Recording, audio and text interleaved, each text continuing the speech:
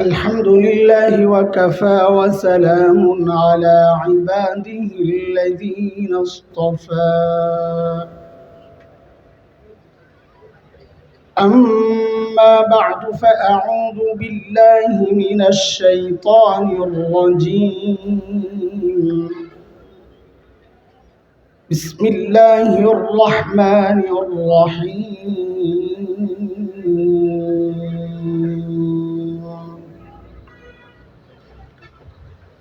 بلى من كسب سيئة وأحاطت به خطيئته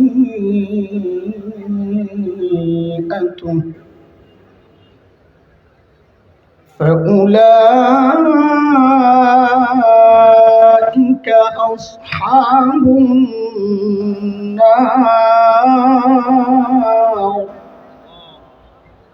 هم فيها خالدون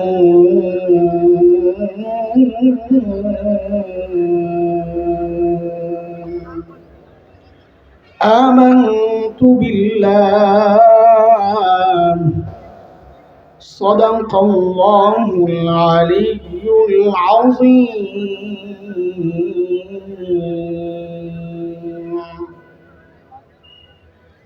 জামিয়া মাদানিয়া রওদাতুল উলুম কর্তৃক আয়োজিত আজকের এই ইসলামী মহাসম্মেলনের মুহতারাম সভাপতি, উপস্থিত হযরত উলামায়ে কেরাম, মুরব্বিয়ানে আযম, দূর দূরান্ত থেকে আগত ইসলাম প্রিয় সুধী সমাজ, প্রিয় ছাত্র ভাইয়েরা, যুবক বন্ধুরা, পর্দার আড়ালের মা ও বোন,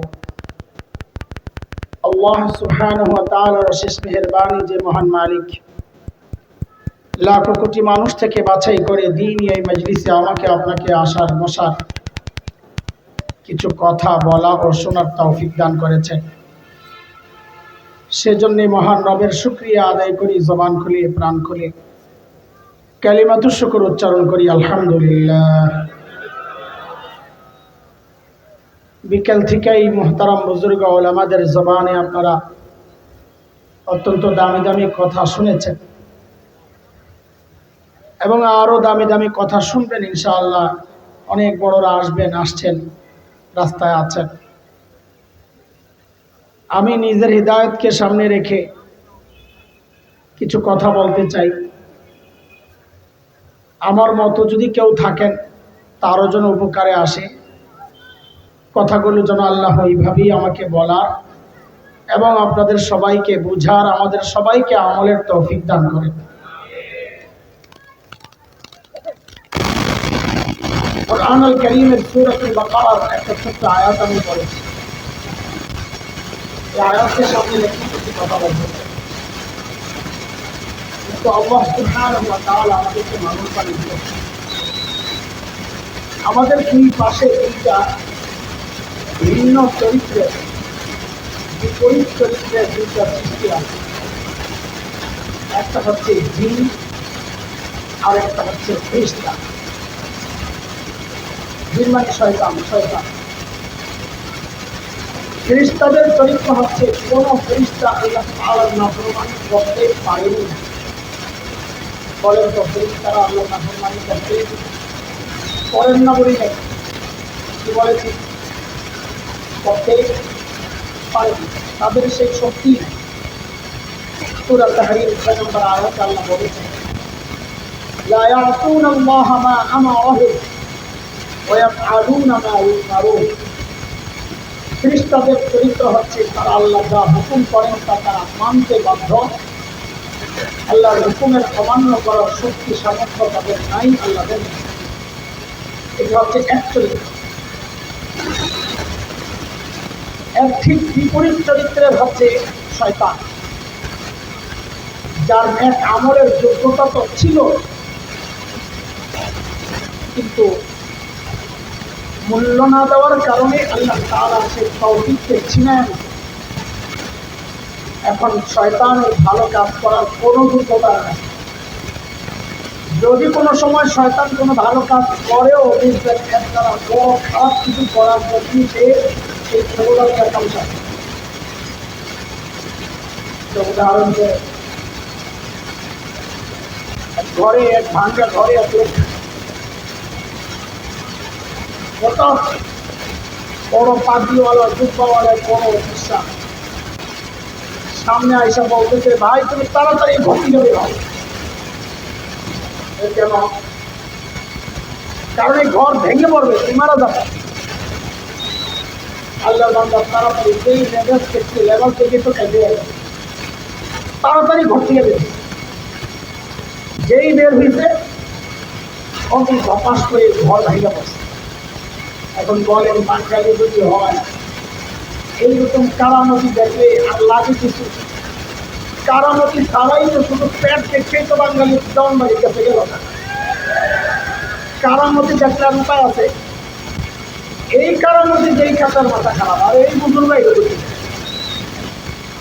যেমন আমি এখন মাঝে মাঝে আফসোস করি, কার কাছে মরি হয়ে গেল এক পিসাব হঠাৎ করে আমার সামনে আসছে। এই পিসাবকে আমি লিপ্ত, ওই পিসাব নাকি প্রতি রাতে 80 রাকাত তাহাজ্জুদ পড়ে। আমি হায় খোদা কপাল আমার, আমি কার কাছে মরি হয়ে গেল? পিসাব মরি ফলে লেগে গেল। আমরা তো এই পিসাব থেকেই খাইতে যাই।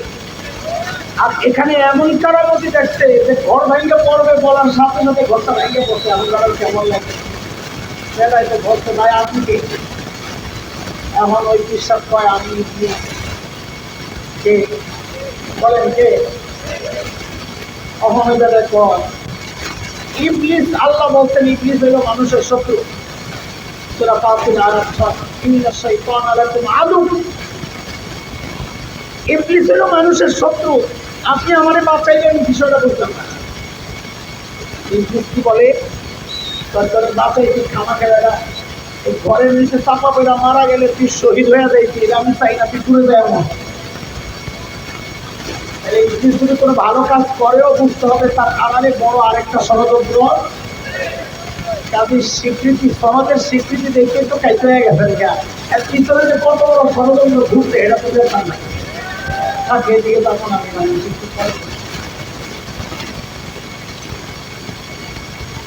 ইবলিসের চরিত্র হচ্ছে সে অপরাধ করবে, ভালো কাজ করার সুযোগ পাবে। ফেরেশতাদের চরিত্র হচ্ছে তারা অপরাধ করতে পারেন না, আর করেন না। কি বলছি ভাইকে বলতে হবে, কারণ করেন না এটা আরেকটা শ্রেণী আছে, এই জন্য এখানে বলতে হবে পারেন। এই ব্যতিক্রম দুই চরিত্রের মাঝখানে আল্লাহ মানুষকে বানাইছেন ফেরেশতা চরিত্র দিয়াও, শয়তানি চরিত্র দিয়াও। এর মধ্যে আল্লাহ বলেন ونفس وما سواها فألهمها فجورها وتقواها قد أفلح من زكاها وقد خاب من دساها। আল্লাহ বলেন আমি মানুষের মধ্যে গুনাহ করার প্রবণতাও বেশি, গুনাহ থেকে বেঁচে থাকার যোগ্যতাও বেশি। এই মানুষের মধ্যে সর্বশ্রেষ্ঠ শ্রেণী, শ্রেষ্ঠ শ্রেণী কারা বলেন? মানুষের মধ্যে সর্বশ্রেষ্ঠ কারা বলেন? আমাদের একটু কথাবার্তা বলা লাগছে তো, কারা সর্বশ্রেষ্ঠ মানুষ? কারা?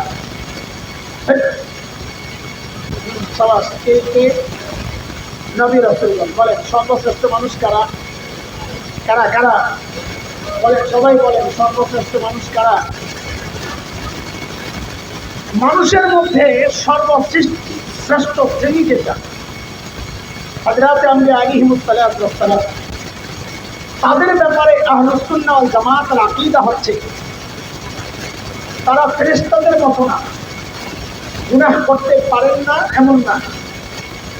আমাদের আকীদা হচ্ছে সমস্ত নবীরা গুনাহ করতে সক্ষম ছিলেন, গুনাহ করার যোগ্যতা ছিল, কিন্তু কোন নবী নবুয়তের আগেও না নবুয়তের পরে তো প্রশ্নই আসে না কোন নবী জিন্দেগিতে কোনো গুনাহ করেন নাই।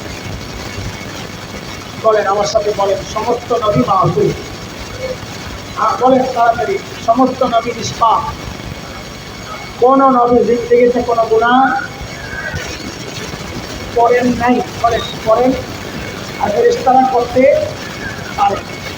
বেশ কম বুঝতেছে।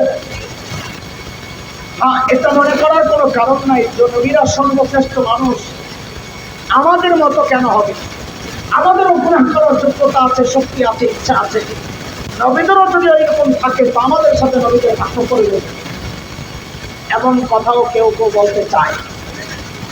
নবীদেরকে এমন একটা উচ্চতায় উঠাইতে চায় যেই উচ্চতায় নবীরা না, সেখানে আল্লাহ থাকার জায়গা। এই সমাজের বহু মানুষ নবীর এশকের নামে নবীকে এমন মর্যাদায় উঠাইয়া দিতে চায় যেই মর্যাদা নবীর নাই, তা আল্লাহ। আপনি আপনার দুলা ভাইকে ভালোবাসেন, বুঝেন না? যৌতুক না নেওয়া দুলা ভাইয়ের ভালোবাসেন। ভালোবাসতে বাসতে তারে ডাকতে ডাকতে বেশি থেকে বেশি কি বলবেন? ভাইয়া বলবেন, কি বলবেন? আর কত বলবেন না? বলেন বলেন। আপনি আশেকে রসুল নবীকে ভালোবাসেন, ভালো কথা, কিন্তু ভালোবাসতে বাসতে বাসতে বাসতে নবীকে আল্লাহর জায়গায় তো বসাইতে পারেন না। সমস্ত নবীদের গুনাহ করার যোগ্যতা ছিল, কিন্তু গুনাহ করেন নাই। গুনাহ করার যোগ্যতা ছিল না, গুনাহ করেন নাই, এর মধ্যে কোনো কৃতিত্ব নাই। ছোটবেলায় গল্প শোনেন নাই? এক কানা আর লেংরায় ঝগড়া লাগে। কানা মানে জন্ম থেকে কানা, জন্ম থেকে হয় কিচ্ছু দেখে না। ল্যাংরাও জন্ম থেকে ল্যাংরা, জন্ম থেকে এর পাও নাই। কানা একদিন ল্যাংরারে বলে কি, তুই যে আমার সাথে খালি লাইতে থাকো, আমার যে কিছু ভালো গুণ আছে কিন্তু তো মূল্য দিস। ল্যাংরায় বলে কি, কানা দিন কাহিনী তোর আল্লাহ ভালো যোগ্যতা কিনে। কানায় বলে হ্যাঁ, কিন্তু জন্ম থেকে দেখে না, এটা মাথায় রাখা লাগে। কানায় বলে কি, বেটা আমার জিন্দিগিতে আমি কোনোদিন হারাম জায়গায় তাকাই নাই। এই হাসলেন কে? কারণ এটা কোনো কৃতিত্বের বিষয় না, তার তো তাকানোর যোগ্যতাই নাই, তো তাকাবে কেন? ল্যাংরাই কি খালি তোমারই গুণ আছে, আমার প্রতি কিছু নেই। কানায় বেটা আল্লাহ দুশ্মন ল্যাংরা মিনাল বাসে, কিন্তু তোর আমার কি কি গুণ রে? ল্যাংরায় কিন্তু জন্ম থেকে তাও নাই, মনে আছে তো? ল্যাংরাই কি বলে? ল্যাংরাই বলে বেটা আমার জিন্দিগিতে আমি তাও একটা লাঠি দিয়ে দেখি। হাসলেন কে? কারণ এটা প্রশংসার কথা না। প্রশংসা হইতো তখন চোখ ছিল কিন্তু দেখে নাই, পা ছিল লাঠি দেয় নাই। নবীদের গুনাহ করার যোগ্যতা ছিল না, গুনাহ করেন নাই, এর মধ্যে কোনো কৃতিত্ব নাই, বরং গুনাহ করার যোগ্যতা ছিল, কিন্তু কোন নবী কোনো গুনাহ করেন নাই, এর মধ্যে হচ্ছে কৃতিত্ব। এখানে আমি কথা লম্বা করতে চাচ্ছি না, ইসমতে আম্বিয়ার উপর কিছু কথা বলা দরকার ছিল। নবীদের পরের স্ত্রীটাই হচ্ছে হযরতে সাহাবায়ে কেরাম। কারা বলে? আমাদের আলোচনার জায়গা এগুলা না, জায়গা আরেক জায়গা। আমি শুরুর থেকে কোথায় কোথায় আসি হঠাৎ ধরতে পারি নাই। নবীদের পরের জায়গা হচ্ছে হযরতে সাহাবায়ে কেরাম। সমস্ত সাহাবায়ে কেরামের ব্যাপারে আমাদের আহলে সুন্নাহ ওয়াল জামাতের আকীদা, উলামায়ে দেওবন্দের আকীদা, সমস্ত সাহাবী গুনাহ করেছে। সমস্ত সাহাবী করেছেন বলা করেছেন নাই, সাহাবীরা গুনাহ করেছে, কিন্তু সমস্ত সাহাবীকে আল্লাহ তাআলা মাফ করে দেন। আমাদের বিশ্বাস সমস্ত সাহাবী ক্ষমাপ্রাপ্ত, মাগফুর। বলেন সমস্ত সাহাবী, জোরে বলেন। বলে আপনি কেমনে জানেন? আমি কেমনে জানবো? আল্লাহ বলছেন। কে বলছেন? আল্লাহ কই বলছেন? মাঝে মাঝে ভুল করছেন দে, তো আল্লাহ বলেন যারা ভুল করতে দে তার দিলের খবর তো তুই জানোস না, সাহাবীর দিলের খবর আমি আল্লাহ জানি। বলে কি জানেন? বলে তুই যে মুত্তাকি, তোর পাশের মানুষ স্বীকার করে না, বউ স্বীকার করে না, জামাই মুত্তাকি। পিসাব খবর লেগে দেখেন অধিকাংশ পিসাবের বউ পিসাবের কাছে মুড়ি দেয় না, কান্দারে তিনি কোন মার্কা পীর আছে। আপনার একটা পীর তেলা পোকাও একটা পাখি, এক পিসাবের লাগে তার বউ খালি লেগে থাকে। তো পিসাবের লোকে ঝগড়া করতে করতে একদিন পিসাব ঘরে আসছে, আর বউ আফসোস করতেছে, আরে আমার কপাল, আল্লাহ আমার যে কি এক পিস দিত। তো কি সে সব মানুষ বড় পীর যারা, যাদের বউরা গর্ব করে, আমি তো এরকম গর্ব করতে পারি না, আমার আল্লাহ মিলে আর কি সে কথা। আজকে দেখছি আমাকে বাড়ির সামনে দিয়ে এক পীর সাহেব উইরা উইরা যায় দানাওয়ালা। তুমি কি ঘোরার টিমের পীর দিচ্ছ? তোমার তো পাও লেন না, তুমি সোজায় আঁকতেও পারো না, আমার কপাল একটা। বিশ্বাস কয় আরে কোরা কথা আগে বুঝছিলাম তোর দিলটা নষ্ট হয়েছে, অন্ধের চোখও নষ্ট হয়েছে। কেন? কারো ওই যে উইরা উইরা গেছে, এটা তো আমি আছিলাম, চিন্তা হোক নাই। বউ এখন কি কয়, আয় রে খোদা, তাই তো কই কিরে ডানা একটা ভাঙ্গা যায়, স্বীকার করবো না জামাই কামিল কি। আল্লাহ তাআলা যেন বলতেছেন, রে বান্দা, তুমি যে মুত্তাকি তোমার পাশের মানুষ স্বীকার করে না, আর আমার নবীর সাহাবীরা মুত্তাকি, আমি আল্লাহ সাক্ষী দিচ্ছি।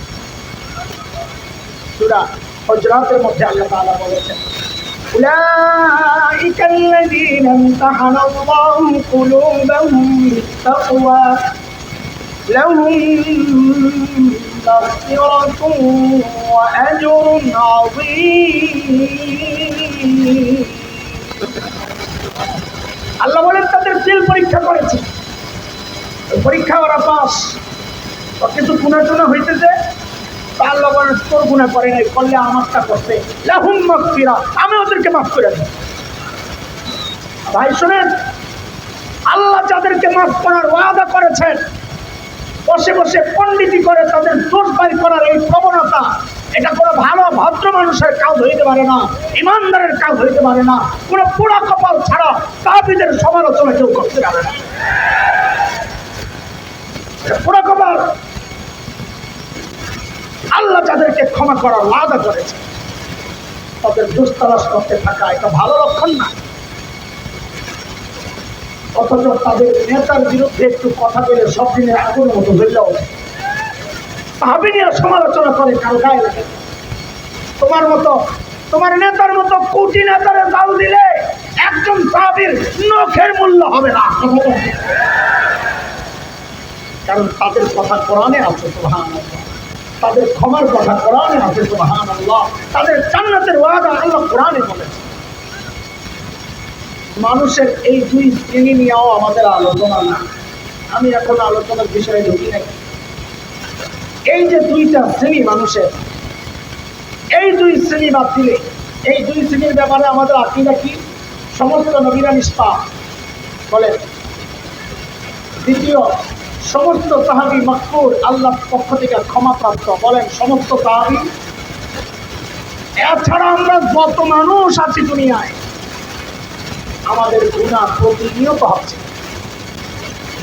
সেই গুনাহগুলোকে আজকে আলোচনার জন্য, সহজ করার জন্য তিনটা ভাগে ভাগ করতে চাই। কয় ভাগ বলেন? একটু একটু একটু মনোযোগ বলেন, কয় ভাগ? কিছু গুনাহ, কিছু না, অনেক গুনাহ এমন আছে। এটা বলার আগে আপনাদের একটা পড়াশোনা, আমাদের এই সমাজে একটা বড় বড় মুহূর্ত, আমি অর্ধেক বলি, বাকি অর্ধেক দেখেন আপনারা পারেন। আল্লাহ তাআলা ছাড় দেন,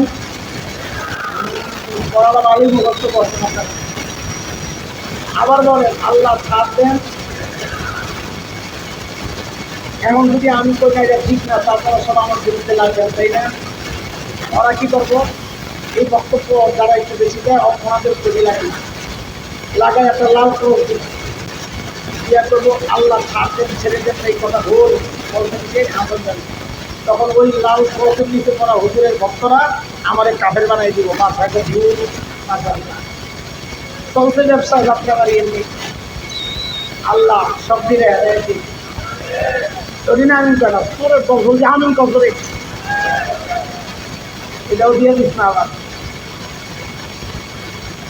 জল লাগে আমার। এবার আল্লাহ আল্লাহর ক্যামেরার কথা বলতেছি, তারপরে তোকে ডর না লাগে, আমি করাই তবু ক্যামেরারে আমরা ডরাই, আল্লাহ ক্যামেরারে সবার ডরানো দরকার, তাই না? আসতেছি দোস্ত, আল্লাহ ছাড় দেন, ছেড়ে দেন না, এই কথাটা এইভাবে সবাই নিশ্চিন্তে করে ফেলাটা আমার কাছে একটু কেমন কেমন লাগে। কারণ এটা আল্লাহ কাফেরদের সম্পর্কে বলেছেন। আলেমরা আছেন, বলেন আমাকে, নবী কাফেরদেরকে আমি ছাড় দিছি, আপনি একটু ছাড় দেন। ইমানদারের ব্যাপারে আল্লাহর কথা এমন না, আল্লাহ ইমানদারের ব্যাপারে বলেছেন ওয়ায়াফু আন কাসীর, বহু গুনাহ আমি ছাইড়াও দেই, ছেড়েও দেই। আজকে আরেকটা বড় মুখস্থ করেন, বলেন আমার সাথে, আমার আল্লাহ ছাড়ও দেন, ছেড়েও দেন। বলেন, আরে ঠিক না, নতুন বড় মুখস্থ করেন, বলেন আমার আল্লাহ ছাড়ও দেন ছেড়েও দেন। এটা খুশি নয়, এটা পাক হয়ে গেল। আল্লাহ ছাড় দেন, এটার মধ্যে কোনো খুশি নাই, আনন্দ নাই। তো আনন্দের কথা আপনারা আগে যেটা মুখস্থ করছেন, আমি ওটা কাটতে দিনে কিন্তু না আছে, ওটা আরেক জায়গায় ফিট করবো ইনশাল্লাহ, ডরেন না। এই জায়গায় বলে আমার আল্লাহ বহু গুণা, ছাড়ও দেন ছেড়েও দেন। বলেন আমার আল্লাহ ছাড়ও দেন, বলেন আমার আল্লাহ ছাড়ও দেন, বহু গুণা আল্লাহ তাআলা এমনি ছেড়ে দেন। আল্লাহ বলতে আপু আলকাছি, বহু গুণা আমি এমনি ছেড়ে দেন।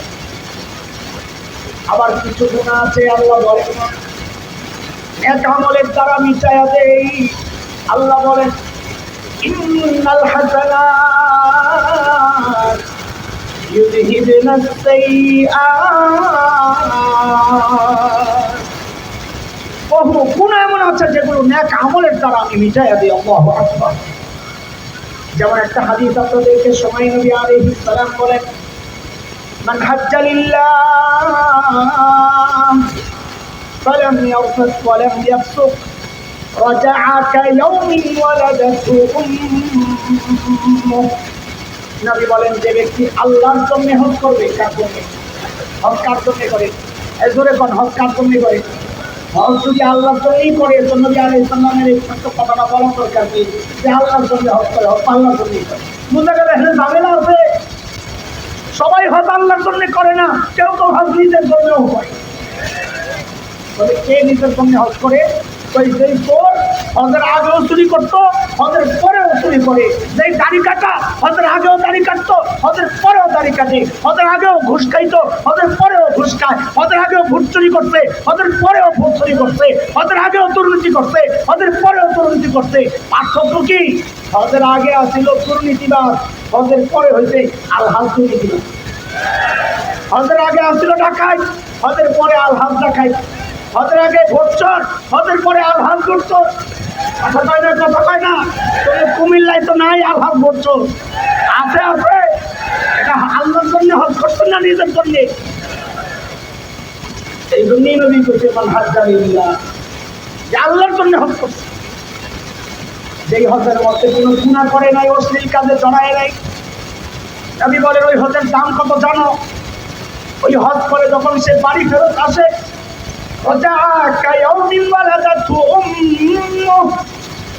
আল্লাহর হাবিব বলেন তার মা তাকে যেদিন জন্ম দিয়েছেন ওই দিন যেমন সে নিষ্পাপ ছিল, একটা গুনাহ তার আমলনামায় ছিল না। একজন হজ করে যখন ঘরে আসে, আল্লাহ তাআলা তাকে ওই দিনের মতো ওই রকম নিষ্পাপ বানায়া দেন। কি বোঝা গেল? নেক আমলের দ্বারা গুনাহ মাফ হয়। কথা কন, কথা কন। কয় রকমের গুনার আলোচনা করবো বলছিলাম? একরকম বহু গুনাহ আল্লাহ এমনি মাফ করে দেন। বলেন একরকম বহু গুনাহ আল্লাহ। আরেক রকম গুনাহ যেগুলো আল্লাহ এমনি মাফ করেন না, নেক আমলের দ্বারা মাফ হয়। আর রইল কয় রকম? ওইটাই হইল আজকের আমাদের আলোচনার বিষয় হচ্ছে যেই গুনাহ সম্পর্কে আল্লাহ বলেছেন আমি ছাড় দিব কিন্তু ছেড়ে দিব না, যেই পড়াশোনা মুখস্থ করছে। কাজে ওই পড়া কাটা যাবে না, ওটা জায়গায় ঠিক আছে, কিন্তু এটার সাথে আরেকটাও লাগাইবেন। আল্লাহ বহু গুনাহ সম্পর্কে আল্লাহ বলেছেন আমি ছাড়ও দেই ছেড়েও দেই। আবার বহু গুনাহ এমন আছে যেগুলো সম্পর্কে আল্লাহ বলেছেন আমি ছাড় দিলেও ছেড়ে দিব না। কয় রকম গুনাহ? এক কথা বলেন, সংখ্যার দিক থেকে হিসাব করে আমার জবাব দিবেন। 1 নম্বর বহু গুনাহ আল্লাহ এমনি ছেড়ে দেন। 2 নম্বর বহু গুনাহ আল্লাহ নেক আমলের দ্বারা মিটাইয়া দেন। 3 নম্বর বহু গুনাহ আল্লাহ ছাড়ও দিবেন না, ছাড় দিলেও ছেড়ে দিবেন না। কটা হইল? আপনারা এবার আমাকে সংখ্যার হিসাবে জবাব দেন। এই 3টার মধ্যে আমাদের জন্য সবচেয়ে ভয়ঙ্কর গুনাহ কোনটা? সবাই বলেন আপনাদের কার কাছে কি মনে হয় কোনটা? কয় নম্বর, কয় নম্বর? তাহলে ওই 3 নম্বর গুনাহ সম্পর্কে আমাদের জানা দরকার কিনা? জানা দরকার। ওই 3 নম্বর গুনাহ থেকে বাঁচা দরকার কিনা? বলেন বলেন। এটাই আজকে আমাদের আলোচনার বিষয়। ওই 3 নম্বর গুনাহটা কি চিনব এবং ওই 3 নম্বর গুনাহ থেকে বাঁচবো। কেমনে বাঁচবো? এটা ইনশাআল্লাহ তাআলা আজকের আলোচনার বিষয় ঠিক পাইছেন। এখন আজকের আলোচনার বিষয় ঠিক পাইছেন কি? ওই 3 নম্বর গুনাহ যার সম্পর্কে আল্লাহ বলেছেন আমি ছাড় দিব না, এটা কোনটা? ওই গুনাহ। আরেকটা হচ্ছে এই গুনাহ আমি ছাড়বো কেমনে, পদ্ধতি কি? এটা এই 3টার আলোচনাই আজকে আমাদের আলোচনার বিষয়। যেই গুনাহ সম্পর্কে আল্লাহ বলেছেন আমি ছাড় দিলেও ছেড়ে দিব না, ওই গুনার সম্পর্কে একটা আয়াত আমি আপনাদের সামনে তিলাওয়াত করছি। কি সেটা? আল্লাহ বলেন فلا من كسب سيئة وأحاطت به خطيئته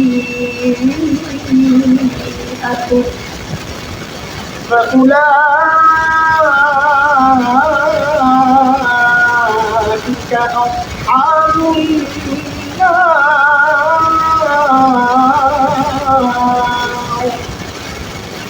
هم فيها خالدون।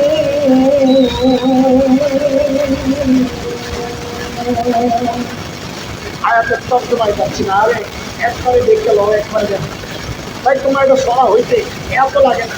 কার কোন কোন ক্যামেরা হলাম, তোমাকে ড্রোন সরাও, ড্রোন সরাও, নাহলে কিন্তু খোলাবার দেখো আমি বুঝি নাই। আমি মনে করছি যেই কিছু বাড়াইলো এটা মনে করে ভাই গেলেছি, এমন একটা বাড়ায় গেলে কিন্তু আপনার বাইরে পাই না। যদি কেউ মনে করে যে আমি এটা মনে করছি ইসরায়েল পাঠিয়েছে এই মনে করে ভেঙে গেছি, তো তুমি তখন কি করবা? না ভাঙ্গার আগে তাড়াতাড়ি সরাও এটা। হ্যাঁ, ও জয় জয় ইসরায়েল জয়। মাশাআল্লাহ, কথাটা রাখতে আল্লাহ করে কবি করো। যা তোর ভিডিও কিছু ভালো লাগে, দোয়া করতে দিচ্ছিলাম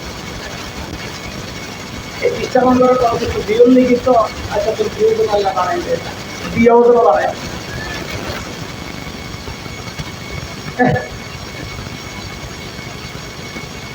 খেয়াল করেন, আমি তো বলছি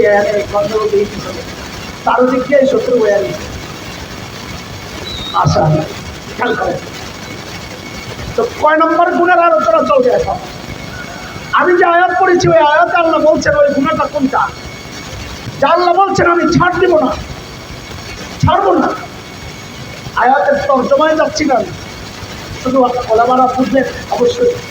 আল্লাহ বলেন এই সমস্ত গুনাহ বান্দাকে ঘিরে নেয়, আহাতাত বিহি খাতিআতুহু, গুনাহ যদি ঘিরে নেয়, মুফাসসিররা বলেন গুনাহ ঘিরে নেয় মানেটা কি?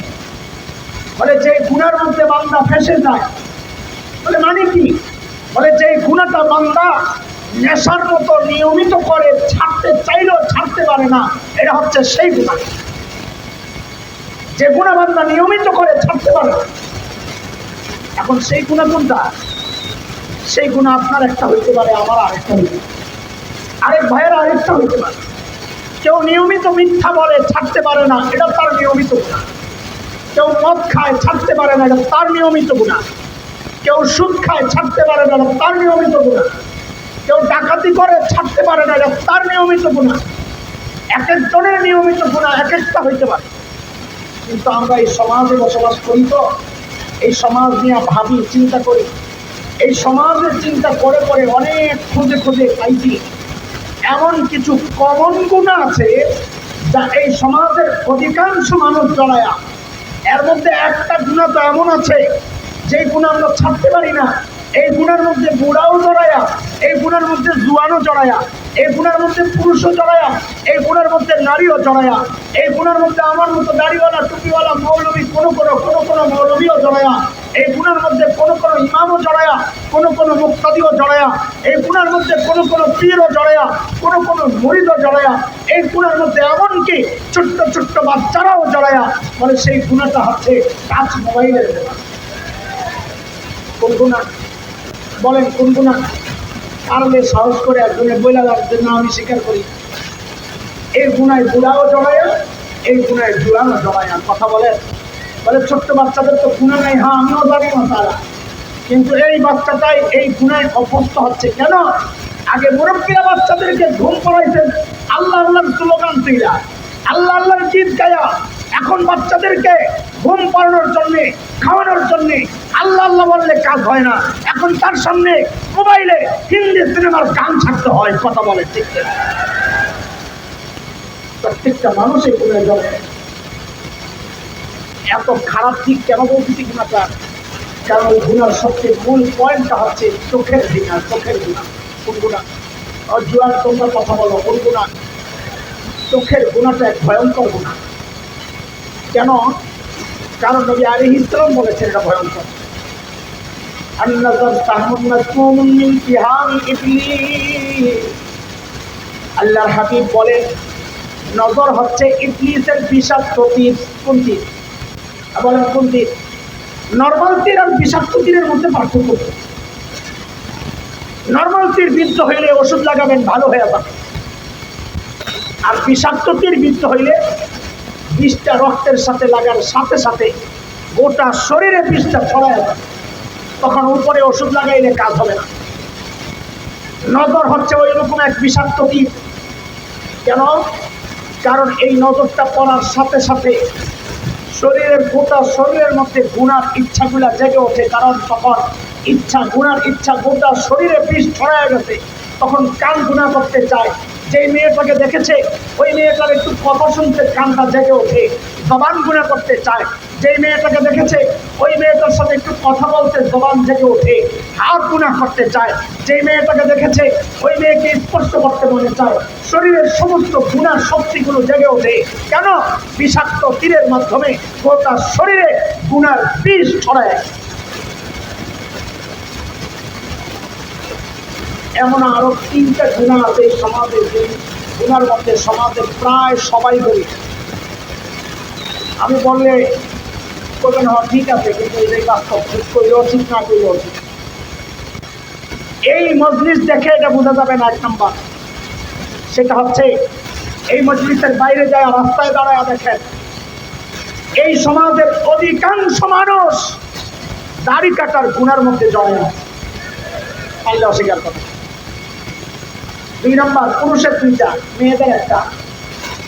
এই সমাজের অধিকাংশ পুরুষ আপনার নিচে কাপড় পরার গুণের মধ্যে জড়ায় আছে, বিশ্বাস না করলে রাস্তায় দাঁড়ায় দেখে অধিকাংশ মানুষ। এই 3টা কমন গুণা পুরুষের, একটা আলাদা নারীদের, যেই গুণার মধ্যে অধিকাংশ পর্দানশীল নারী জড়ায়। বেপর্দা নারী না। কোন নারীর কথা বলছি? বলেন কোন নারী? পর্দানশীল নারী জড়ায়। সেই গুণাটা কি? আমি একটু দৃষ্টি আকর্ষণ করতে চাই। এখানে ওই মেয়েদের বাবারা আছেন, ওই মেয়ের স্বামী আছেন, ওই মেয়ের ভাই আছেন, তারা যদি নাও শুনে তাদের কাছে দাওয়াতটা পৌঁছায়া দেন। সেটা হচ্ছে সূরা নূর 31 নম্বর আয়াত। যে আয়াত আল্লাহ মেয়েদের পর্দার সম্পর্কে বলেছেন, ওয়ালা ইউতিনা যিনাতাহুন্না, মেয়েরা যেন তাদের সৌন্দর্য প্রকাশ না করে। এটা হচ্ছে পর্দার মূল, সৌন্দর্য গোপন করা।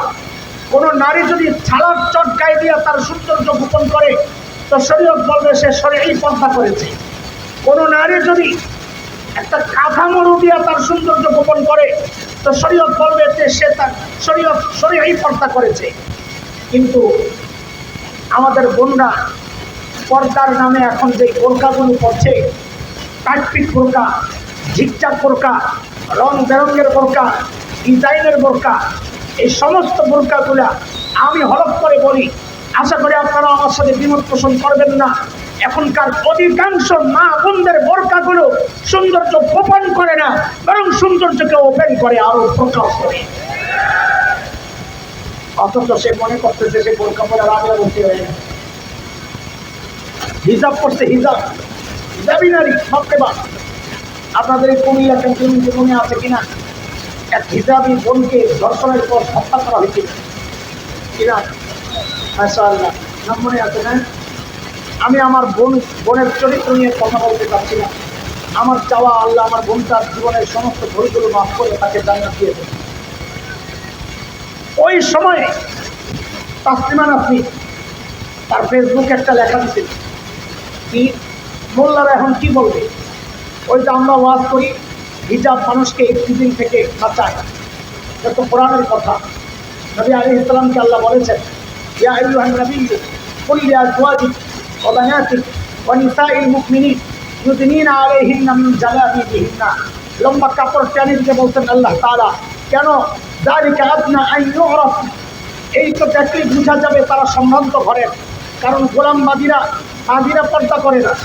যেমন খায়বর থেকে ফেরতের সময় নবী আলাইহিস সালাম আম্মা জান হযরত সাফিয়া রাদিয়াল্লাহু আনহাকে বিয়ে করেছিলেন। বনু নজির সর্দার হুয়াই ইবনে আখতাবের মেয়ে, কেনানা ইবনে রবিয়ার স্ত্রী। তখন নবী আলাইহিস সালাম যখন বিয়ে করেছিলেন, তখন সাহাবীদের মধ্যে জিজ্ঞাসা, এটা কি মিম্মা মালাকাত আইমানুকুম, মানে বান্দীদের কেউ, না মিন উম্মাহাতিল মুমিনিন, নাকি আম্মা জানদের কেউ? তখন সাহাবীদের যারা একটু বুঝেন, একটু অপেক্ষা কর, অপেক্ষা কর, যদি দেখো পর্দা করে তো বুঝবা এটা আমাদের আম্মা জান, আর যদি দেখো না পর্দা নাই, একটু খোলাখালি আছে, তো বুঝবা এটা বাঁধি। তার মানে আল্লাহ তাআলা বলেছেন পর্দা করো, যালিকা আদনা আন ইউরাফনা, বুঝা যাবে এটা সম্ভ্রান্ত নারী, এটা বাঁধি না, এটা রাস্তার মেয়ে না, ফালা ইউযাইন, তখন তাকে কষ্ট দেওয়া হবে না, ইফটিজিং থেকে মানুষ বিরত থাকবে, যেটা ভালো মেয়ে তাকে ডিস্টার্ব করা যাবে না। এটা তো কোরআনের কথা। তো তাসলিমা নাসরিন লিখেছে, মোল্লারা এখন কি বলবে, হিজাবি তরুণী, হিজাবি তনু, সে তো ধর্ষণের শিকার হইল, তো এখন মোল্লারা কি বলবে? তো তখন আমিও ফেসবুক চালাই, ফেসবুক তখন ওই একটা জায়গা আছে, বুড়ারা কি বুঝবো আল্লাহ জানে, এটারে ইনবক্স কয়, কে বলে ভাই, মানে গোপনে একটা জায়গায় কথা কওয়া যায় আর কি, আল্লাহ কোন কি যে বুঝবো বুড়ারা আল্লাহ জানে। একটা জায়গা আছে দুইজনে কথা কইলে আর কেউ জানে না, তা আমি ওখানে যাই খালি একটা কমেন্ট করছিলাম ইনবক্সে যে হা হা হা, তনু হিজাবই আসিল, কথা ঠিকই আছে, কিন্তু তনুর হিজাব ছিল তাসলিমা মার্কা হিজাব, এটা ইসলামের হিজাব না। কারণ হিজাব কি পড়ছে এখনকার মেয়েদের, হিজাব কি একটা পাতলা টেনা, এটারে চুলডিরে ওই যে ফুল বাঁধাকপির মতো এরকম মুছে বাইন্দা, এটারে পেঁচাইয়া মুখটারে কোনো রকম ঢাইকা চিপটিপিন মাইরা, হ্যাঁ রাবেয়া বসিয়া। এখন তিনি কথা বলেন না, তিনি আপনারা বলেন তো একটু বুকে হাত দিয়া, এই হিজাবগুলা আর এই বোরকাগুলা, এগুলা সৌন্দর্য গোপন করে না সৌন্দর্যকে ওপেন করে? এর বড় প্রমাণ একটা আপনাদের শোনাই। আমার বাসার পাশে একটা বোরকার দোকান আছে। কিসের দোকান? বোরকার দোকানের নাম হইল ফ্যাশন হাউস। কোন বোরকার দোকানের নাম? আল্লাহ কয় বোরকা হইল ফ্যাশন ঢাকার জন্যে, আর এরা বোরকার দোকানের নাম দিছে ফ্যাশন। তাইলে এই বোরকা ফ্যাশনকে ঢাকে, সৌন্দর্যকে ঢাকে না সৌন্দর্যকে প্রকাশ করে? অধিকাংশ পর্দানশীল নারী এই বাংলার, শুধু বাংলাদেশের না, সারা দুনিয়ার অবস্থা আরো খারাপ। অধিকাংশ নারী পর্দা করেও গুনার মধ্যে জড়িত। কয়টা ব্যাপক গুনাহ পাইলাম যে এই সমাজের মানুষ ব্যাপকভাবে জড়িত? একটা চোখের গুনাহ, চারটা গুনাহ, হিসাব করেন আমার সাথে, বলেন। 1 নম্বর চোখের গুনাহ, বলেন 1 নম্বর। 2 নম্বর দাড়ি কাটার গুনাহ, বলেন 2 নম্বর। 3 নম্বর টাহনুর নিচে কাপড় পরার গুনাহ, বলেন 3 নম্বর। 4 নম্বর হচ্ছে অধিকাংশ পর্দানশীল নারী পর্দা করেও সে সৌন্দর্য গোপন না করার গুনায় জড়িত। কয় গুনাহ গেল? কিন্তু এটাও আমার আলোচনার বিষয় না। বলে তো শুরু করবেন কবে? খালি একটু আগে, এখন আলোচনার বিষয় না। এই যে এখন অরিজিনালি শুরু করতেছে। আমার এক নানা খুব খাইতে পারতো, খুব খাইতে পারতো, তো এক বিয়াতে যাইতেছে, তো ওখানে যায়া বিয়ে ওই যে পরিবেশন করে, হ্যাঁ সাইদার, খাদিমদার, খেদমতদার, খাদিমদার তো হবে না, খেদমতদার, আচ্ছা খেদমত খাদেম, ওরে ডাক দিয়া কইছে, রে ভাই পরিচিত, টেবিলের মধ্যে শরম লাগে, খুব খাইতে পারে, আমি মানা করুন জোরে, তুই দিবি। আচ্ছা, তখন খাইতে খাইতে নানায়ও মানা করে, ওই বেড়ায়ও দেয়, সাইদা আয় দিস না, তাও দেয়। খাইতে খাইতে আসলেই পেটটা ভরে গেছে, এখন এখন মানা করে, তাও দেয়, আরে আসলে মানা করতেছি, আসলে মানা করতেছি। তা আমিও কইতেছি যে আসলেই এখন আলোচনা মূল যেটা শুরু করতেছে, ঠিক আছে দোস্ত? খুব খেয়াল করেন, ছোট্ট একটা বিষয়, কিন্তু এটা আমাদের জন্য অনেক ভয়ঙ্কর। কি সেটা? সেটা হচ্ছে গুনাহ করাটা যত ভয়ঙ্কর, গুনাহকে গুনাহ মনে না করা তার চেয়ে আরো বেশি ভয়ঙ্কর। এই যে গুনাহগুলা বললাম না, এই গুনাহগুলার সবচেয়ে খারাপ দিক হচ্ছে এই গুনাহগুলারে অনেকে গুনাহই মনে করে না।